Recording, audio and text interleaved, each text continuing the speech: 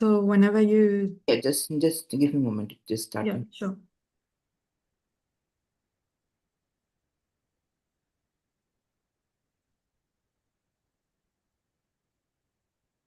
Yes, so welcome everybody to this week's Raychaudhuri seminar series. Our first speaker is Maria from King's College London, UK, and she's going to talk about traces from primordial magnetogenesis. So maybe I'll send you a reminder when 5 minutes are left. Okay, thank you. Okay, thank you so much for the kind invitation. I'd like to discuss observational signatures of primordial magnetic fields. And first of all, I'd like to frame primordial magnetic fields as cosmological remnants. Cosmology is nothing but a search for relics from the distant past that can inform us about how the universe was in the moment they were created. With the James Webb Space Telescope, we have detected galaxies as old as redshift 14, so dating from 100 million years after the Big Bang. Even though more rare, we have also detected individual stars based on strong lensing techniques. Further back, looking into the past, the CMB is a snapshot of the universe when it was 380,000 years old.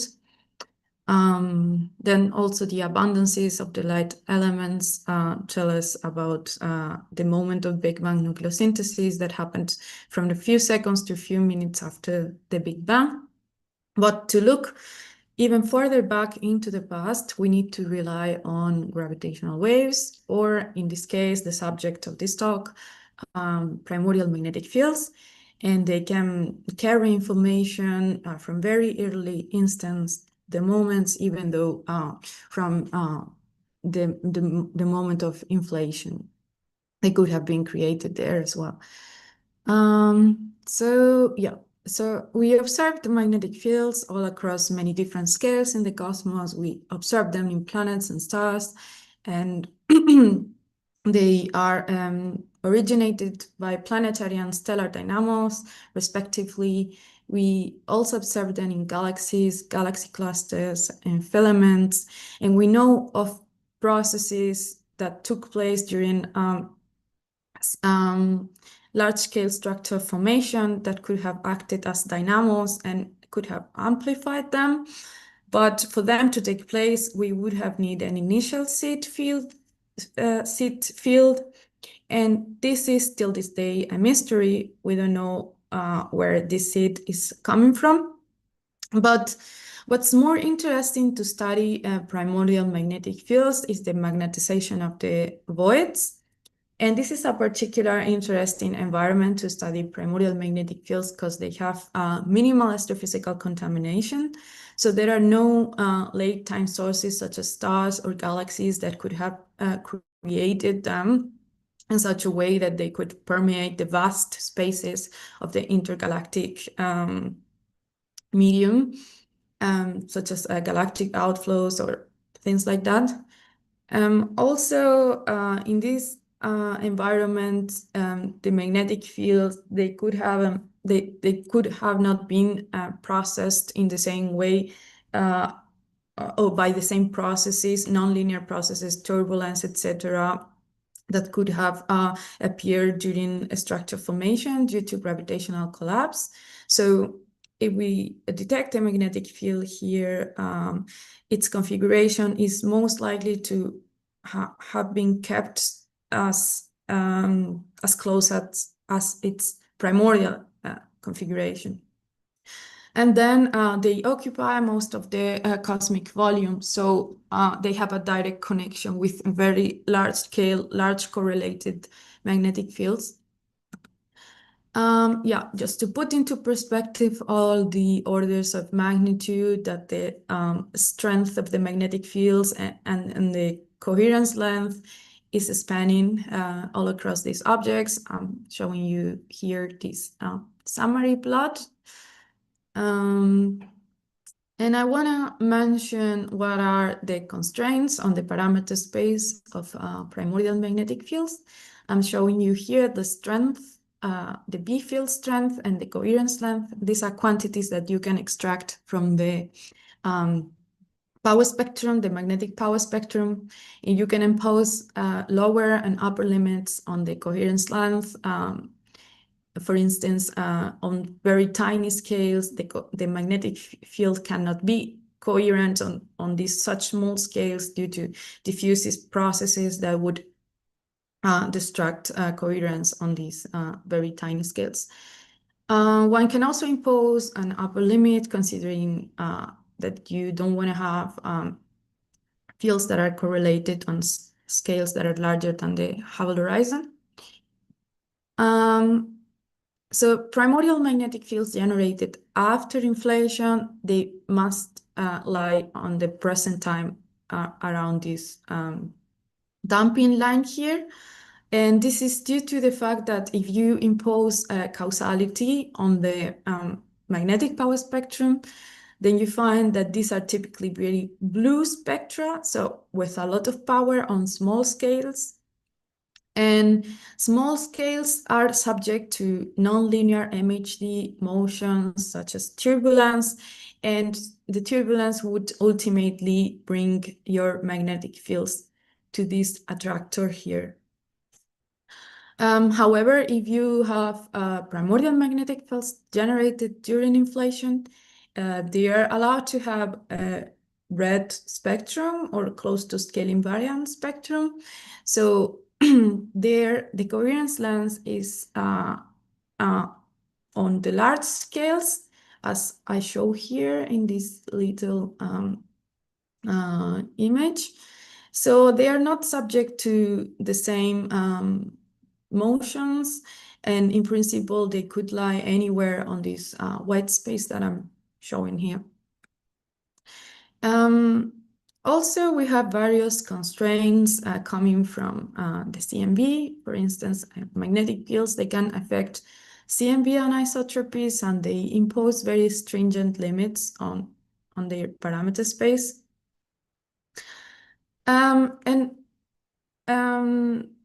All these measurements, they are consistent with a vanishing value for the strength. However, measurements coming from gamma ray cascades, they impose a lower limit on the intergalactic magnetic fields that are incompatible with the vanishing value. And I'm gonna briefly explain this constraint given its importance. So we observe blazars, and these are active galactic nuclei that are emitting jets pointing towards the Earth, jets of TeV photons. And these photons, upon interaction with the extragalactic background light, they create an electron-positron pair that in the presence of a magnetic field, they get deflected. Then subsequently, they interact with the CMB and they create GeV photons that our telescopes, such as Fermilab, they are looking for these GeV photons, but they fail to detect them. So from this non-observation of the secondary cascade, we can impose a lower limit on the strength of the magnetic field in the intergalactic medium. But this is not the only explanation to the non-observation of the secondary cascade. The most discussed alternative in the literature is due to plasma instabilities, and then due to the interaction of the charged particle beam, the plasma, the charged particles, they would lose energy, making the secondary cascade not energetically possible. So that would be that would also explain that we do not observe the secondary cascade of photons with our telescopes. But if at some point we ever detect a halo surrounding a blazar indicative of this secondary cascade, that would point towards a solution of intergalactic magnetic fields, because to observe a halo, that would imply that some deflection must have happened. And this could be explained by a magnetic field in the intergalactic medium. So in this talk, I want to discuss other avenues of observing, of testing the primordial origin of intergalactic magnetic fields across different experimental frontiers, such as dark matter indirect detection. I want to mention something about collider experiments or using the UV luminosity function measured by the James Webb telescope. But first, I want to mention a few words about the magnetic history of the universe. So we would need some mechanism of magnetogenesis, and several of them have been discussed in the literature, such as inflation or cosmological phase transitions. I would focus a little bit on cosmological phase transitions later on during my talk. So after they've been created, they evolved together with the plasma ruled by magnetohydrodynamics. And one of the most important equations in this description is the induction equation that tells us how the magnetic field evolves. The diffusion term, we can cross it out because it's irrelevant for a cosmological description due to the very high conductivity of the plasma. However, this other term, the dynamo term, this is what would source turbulent and nonlinear motions in the plasma that ultimately would be responsible for a very important phenomenon, which is the inverse transfer of magnetic energy. So suppose that you have some magnetogenesis mechanism that is creating a seed field. So if you have causal fields, the coherence length at most can be as large as the horizon size at the moment of creation. So how can you stretch that coherence length up to the very large intergalactic scales that characterize the size of voids in the present time? So you need some mechanism that can transfer magnetic energy from small scales to large scales. And the inverse cascade does this. So this is due to the decaying MHD turbulence, and this depends on the helicity properties of the field. So if the field carries helicity, this transfer is going to be more efficient due to the conservation of helicity. But it's also observed in the case of non-helical magnetic fields. So after recombination, this term here becomes small. So this is effectively zero.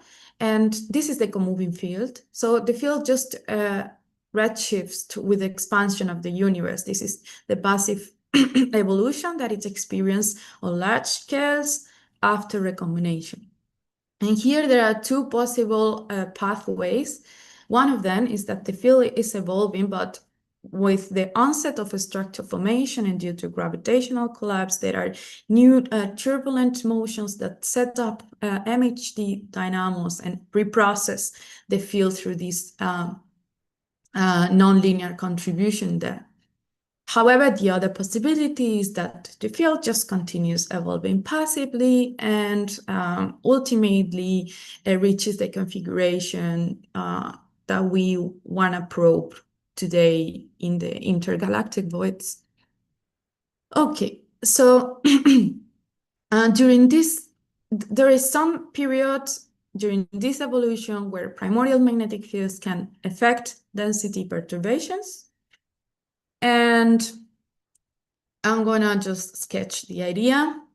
So you can imagine if you have a constant magnetic field and you've got a charged particle moving through it, the charged particle is gonna have a circular motion due to the Lorentz force.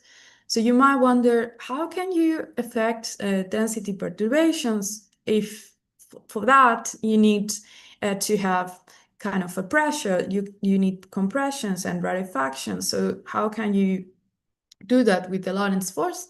But the explanation here is that we have an inhomogeneous magnetic field, and it's only homogeneous statistically, and it has and if we decompose the Lorentz force using vectorial identities, this is seen more clearly. There is a term that acts as a magnetic pressure.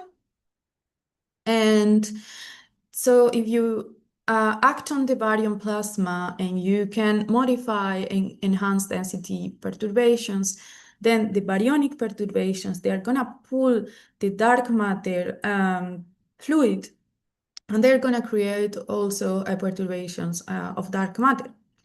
And then even though if you act on them pre-recombination, baryonic perturbations are going to be erased at recombination, but the dark matter ones, they can persist after that.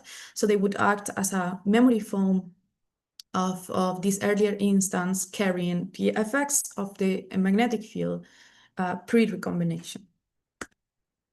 So it's known already from the late 90s that this phenomenon can take place, but it was believed that below the magnetic gene scale, you cannot enhance density perturbations.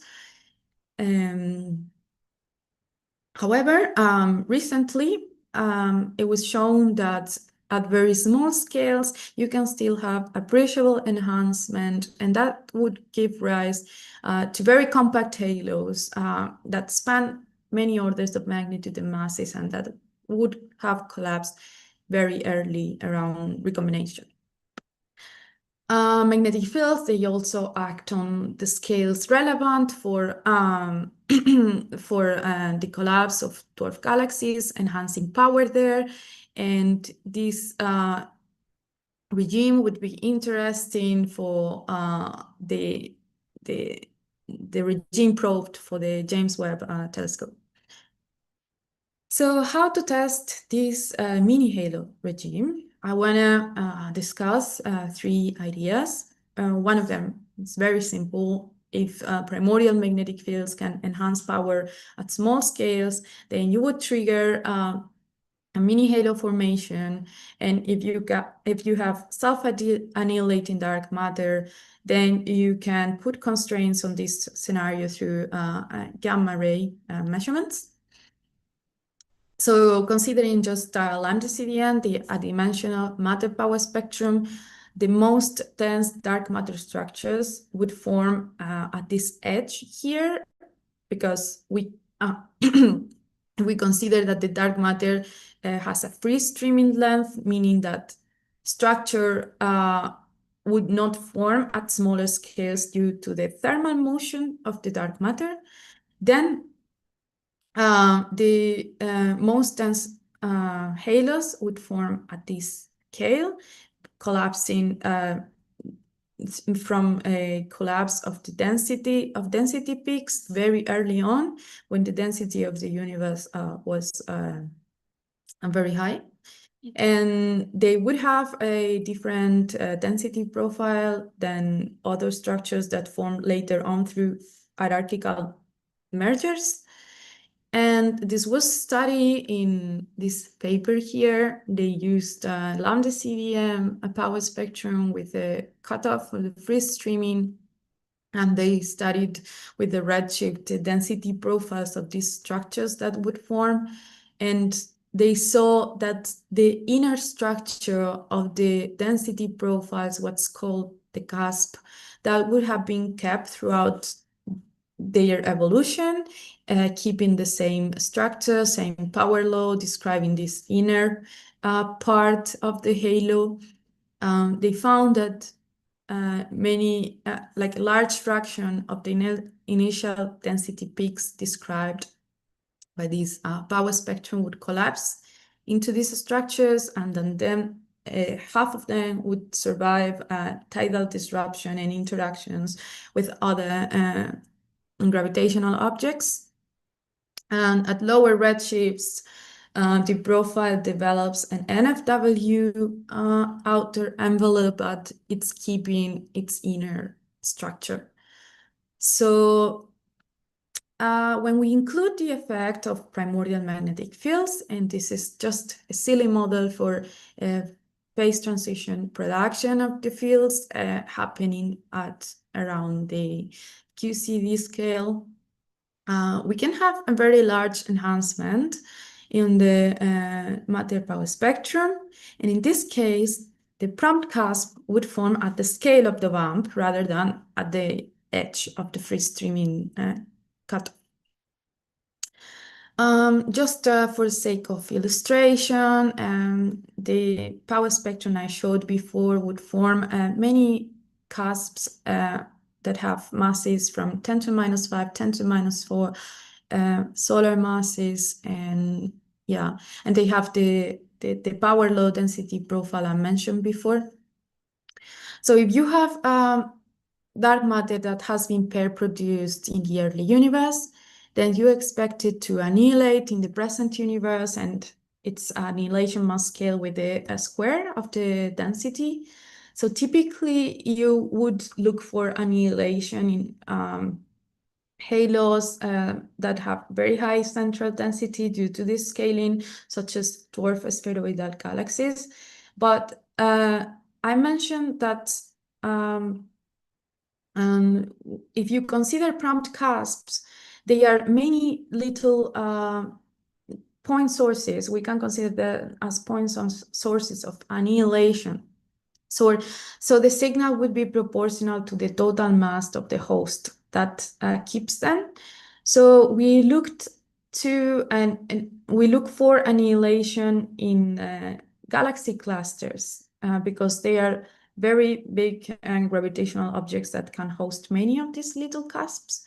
And at the end, the annihilation would contain a term coming from the dark matter distribution in the galaxy cluster, plus a contribution from all these little cusps.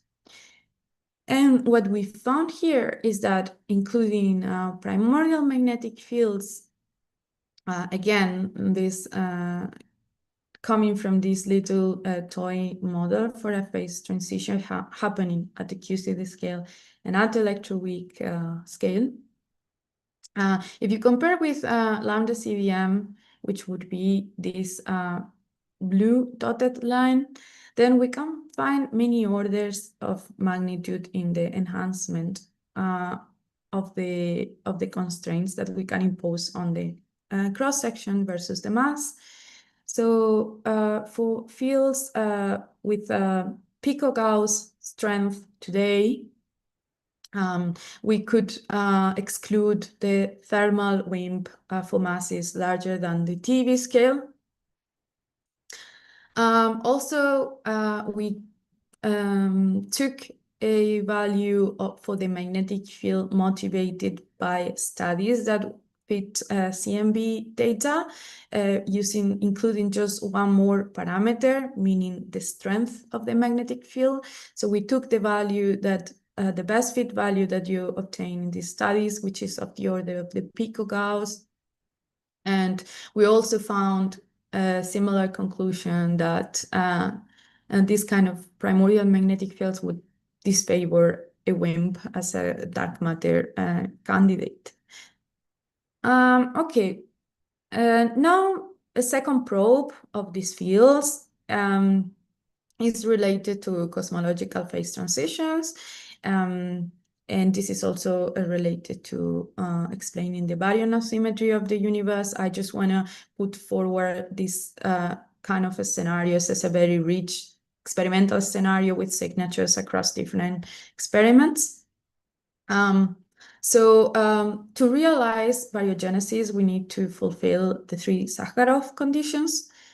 And the first of all is we need baryon number violation. So we need to be able to create a final state with baryons from an initial state without baryons. This condition is sufficient, is fulfilled in the standard model alone. Secondly, we need C and CP violation, because even though we would be able to create final state with baryons from an initial state with no baryons, then we can do the same with antibaryons, and at the end of the day, the net baryon number would be 0. So you need to impose this condition as well. And requiring a strong electroweak phase transition in the standard model, we find that the CP violation alone in the standard model wouldn't be enough. And finally, we need an environment out of equilibrium, because if you fulfill the previous two conditions, but you are in thermal equilibrium, then you would have the opposite reaction that would undo the asymmetry that you have created. And this condition is also not fulfilled in the standard model. But the connection of baryogenesis with primordial magnetism is that if you have C and CP violating interactions in the plasma, then you would generate helical magnetic fields. And as I mentioned before, the magnetic helicity is crucial to have this transfer of magnetic energy from small scales to large scales. So it would be crucial for large-scale survival. And then the strong first-order electroweak phase transition, then it has been shown that it can provide a seed field magnetogenesis mechanism to create these fields. And just quickly sketching what's the first-order electroweak phase transition, you can consider the effective scalar potential at very high temperatures. So then this potential would be parabola-shaped with a minimum at the origin. And then as temperature decreases, there is another minimum that forms, separated from the former one through a barrier. And eventually the transition can happen through quantum tunneling or thermal jumps. And that would happen whenever the transition rate given by this Boltzmann factor here would be equal to the Hubble rate. That would define the transition temperature of a first-order cosmological phase transition. Then we also have 3 other quantities that characterize the transition. One is the inverse duration of the transition. Another one is the strength, that would tell you about the vacuum energy that has been released during the transition. And the other one is the bubble wall velocity, because in the same way in which you boil water, this is also a first-order phase transition, and it happens through bubble nucleations of bubbles of the new phase inside the old phase. The old phase would be the phase where the vacuum expectation value of the Higgs is vanishing and inside is non-vanishing. So this process also produces gravitational waves. Magnetic fields during the electroweak phase transition, they can be generated in various ways. One of them is through Higgs field gradients. For instance, consider one of the bubbles. If you zoom in into the bubble, outside the bubble, the background field is constant, and inside is also constant, but non-vanishing.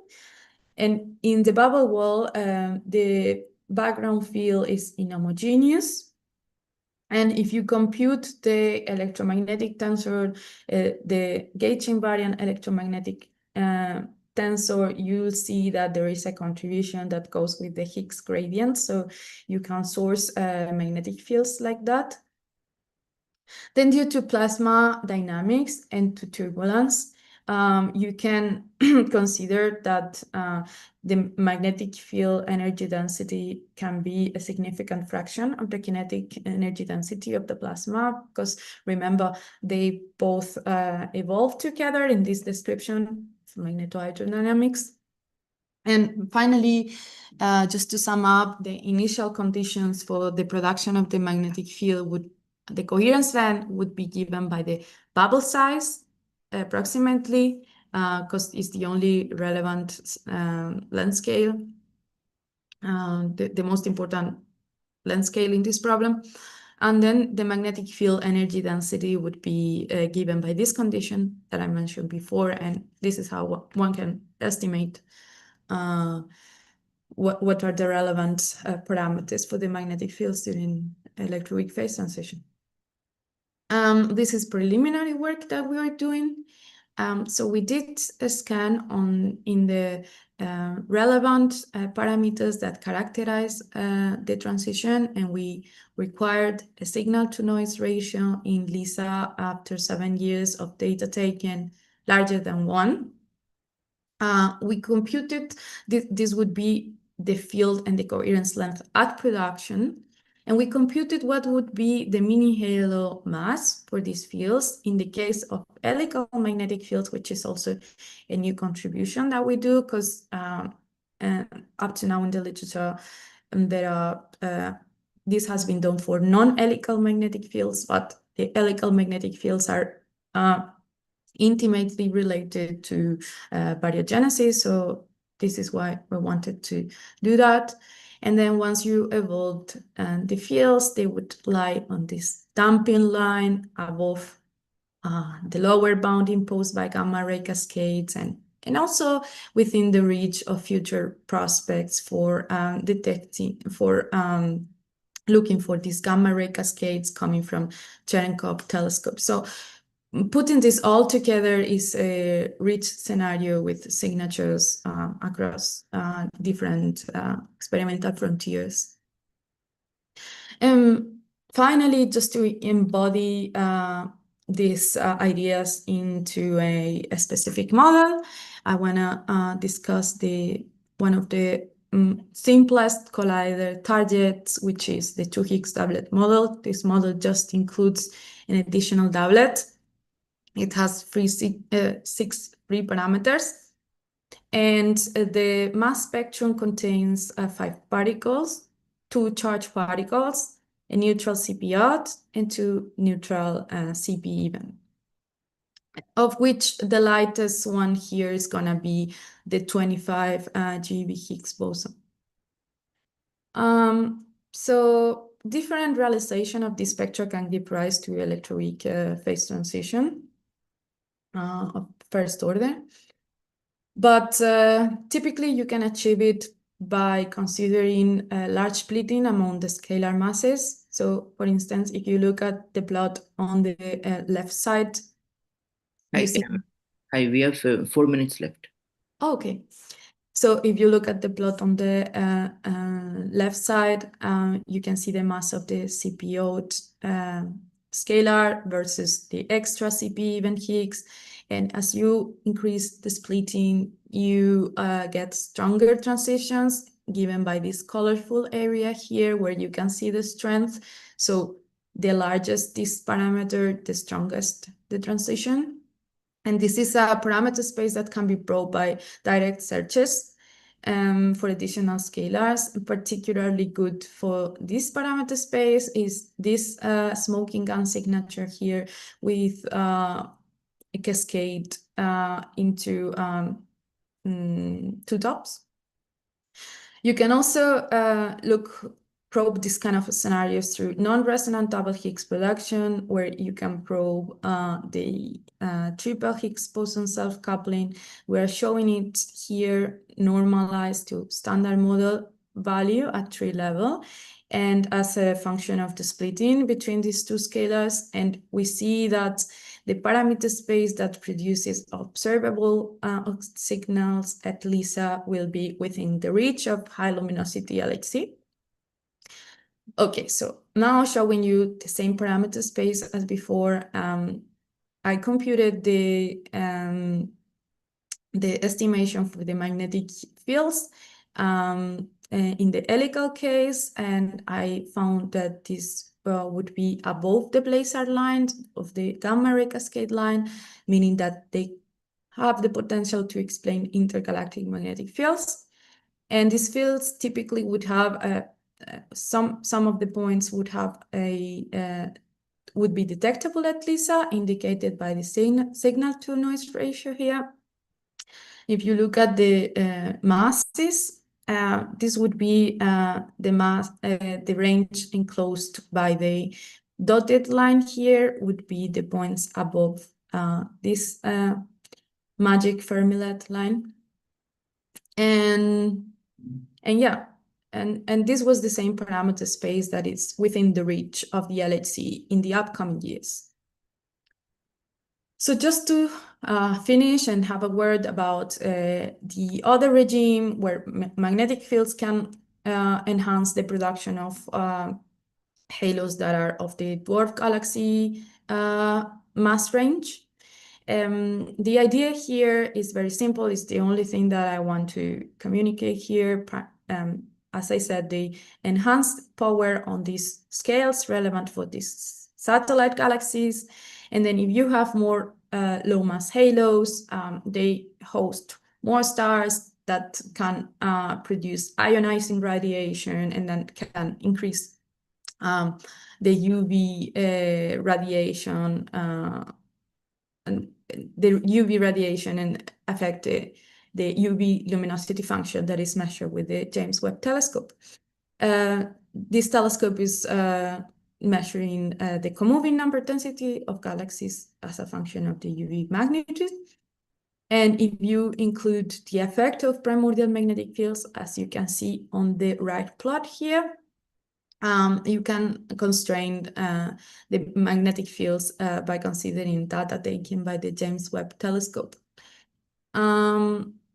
Yeah, so this is what we did. We modeled the UV luminosity function, and we included a model for the star formation rate, and then try to fit the data, including the effect of magnetic fields that can be compensated up to a point by varying the parameters of the star formation model, but you cannot compensate them up to an arbitrary point. So you end up finding a constraint on the strength of the primordial magnetic fields. And yeah, that's the conclusion about how useful this observable is to constrain primordial magnetic fields.